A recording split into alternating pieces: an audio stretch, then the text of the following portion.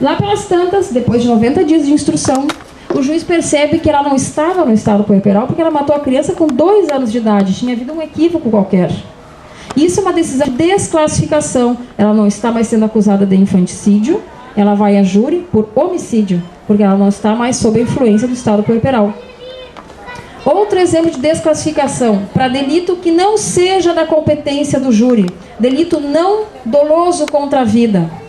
Homicídio tentado, exemplo para vocês. Houve um homicídio tentado. Lá pelas tantas, ao final dos 90 dias de instrução, se percebeu que o réu não tinha o animus necandi, ele não tinha intenção de matar a vítima, tinha intenção tão somente de machucá-la, de lesioná-la.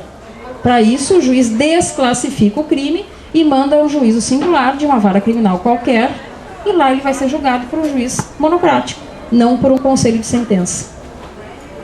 Essa seria a decisão desclassificatória. Transitada a decisão de pronúncia, supondo que houve pronúncia, supondo que o juiz percebeu a materialidade do fato, supondo que o juiz percebeu os indícios de autoria ou de participação, o réu vai a júri. É a decisão de pronúncia que nós temos.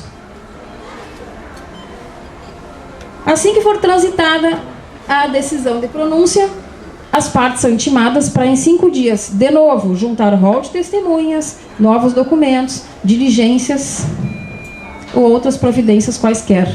São as testemunhas de plenário, são as 5 testemunhas de plenário que nós vamos ter na sessão plenária.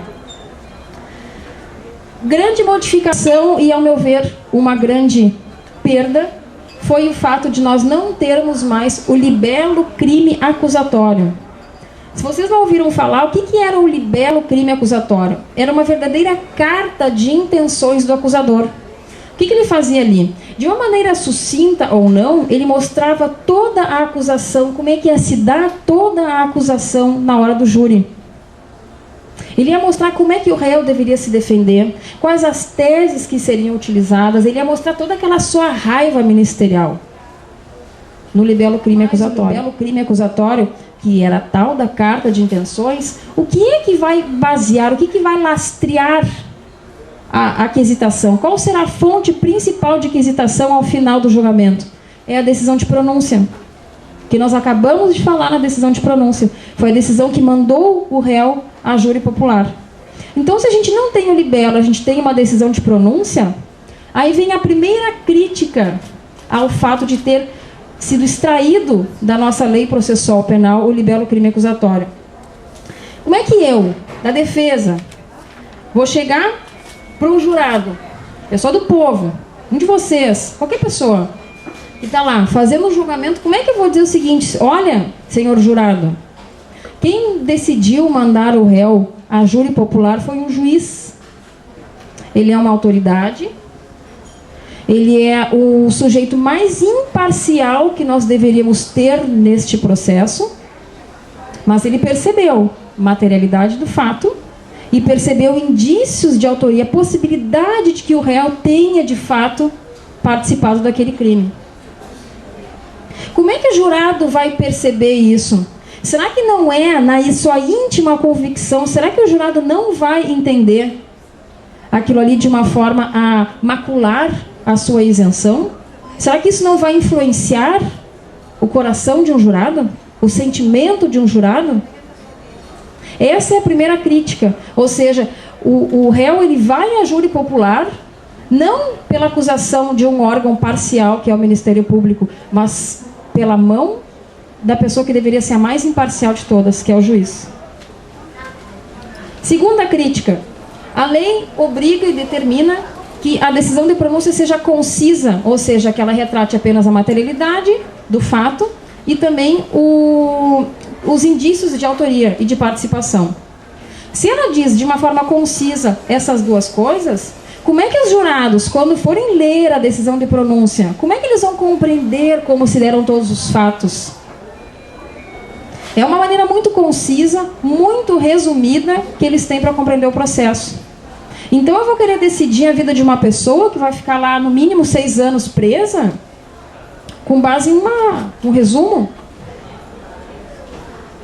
feito por uma pessoa parcial, aliás, que deveria ser imparcial, mas praticamente parcial. Terceira crítica. ideia de retirar o libelo crime acusatório foi justamente para trazer celeridade ao processo. Só que existe um passo, que é uma decisão, que é um passo do juiz, que agora surgiu com essa nova lei, que é o fato de ele fazer um relatório para ler na hora do plenário. Por que isso? Quando chegava no dia da sessão plenária, os jurados, eles, para ter uma ideia melhor do processo, o juiz ele fazia uma leitura, só que sempre uma leitura de improviso. Então, muitas vezes, o juiz ele acabava falando termos, usando termos que iriam influenciar os jurados. Dá um exemplo para vocês. Quando vem uma decisão, a decisão de pronúncia, normalmente existem alguns juízes que fazem isso, eles dizem o seguinte: julgo procedente a denúncia para pronunciar o réu. Ou então, dou provimento à denúncia para pronunciar o réu. Isso é um erro crasso. Na época que eu trabalhava na terceira Câmara Criminal, que julga os delitos dolosos contra a vida, era uma das coisas que a gente mais alterava nos recursos em sentido estrito, porque o juiz não tem nada que dá provimento a uma denúncia para pronunciar alguém. Ele tem no máximo que pronunciar, desclassificar, absolver sumariamente. Mas jamais ele tem que dar provimento a alguma coisa. Decisão de pronúncia não é decisão, é juízo de admissibilidade. Então, como é que pode um juiz, na hora do plenário, ler de uma forma improvisada, sem cuidado muitas vezes, de uma forma assodada, de uma forma rápida? É claro que ele vai acabar influenciando. Então, por isso que hoje o juiz tem sim que fazer um relatório e ler aquilo que ele escreveu. Se ele tem que fazer um relatório e ler o que ele escreveu, nós estamos no mesmo prazo e com o mesmo tempo que nós tínhamos antes do libelo. Então, não trouxe celeridade coisíssima nenhuma. Ficou na mesma situação que antes e, a meu ver, muito pior que antes. Como é que funciona a organização do júri? Muitos alunos me perguntam também como é que faz para ser jurado, ou então como é que a pessoa acaba caindo lá, e esse tipo de coisa assim. Para ser jurado, primeiro que é um serviço obrigatório, é considerado um serviço de relevância pública, e é como ser mesário, mais ou menos como ser mesário. Só que a desembargadora Elba, se não me falha a memória e a informação que eu tenho, quando ela foi juíza presidente do nosso Tribunal do Júri, ela ela criou uma listagem voluntária de jurados. Então, não só apenas as pessoas que foram convocadas, conclamadas, também as pessoas elas podem se alistar voluntariamente no júri. Existe uma lista geral anual, publicada anualmente. Dessa listagem são sorteados 25. Desses 25, naquele mês de julgamento, os 25 vão às reuniões, às sessões plenárias, e dali são sorteados 7 jurados. Sempre tendo que comparecer 15 no mínimo, para poder ver o sorteio. Quais são as vantagens bem importantes? E, aliás, a nova lei trouxe uma vantagem que eu acredito que as pessoas que tentem concursos, elas vão querer se alistar amanhã, lá na primeira vara do júri, que é o seguinte: primeiro, presunção de idoneidade moral. Já tinha isso. Prisão especial, importante. Preferência em licitações e a grande novidade da lei, preferência em concursos públicos. Que eu acho que vocês já se olharam meio de cantinho, eu já vi que já gostaram da ideia, e amanhã vocês vão lá falar com o escrivão da primeira vara do júri e dizer: nós queremos ser jurados. Porque realmente foi uma grande novidade, foi um atrativo, é um diferencial que surgiu com a nova lei e é motivo de elogio. Uma grande mudança também que teve agora nessa nova lei, que é a presença facultativa do réu no plenário do júri.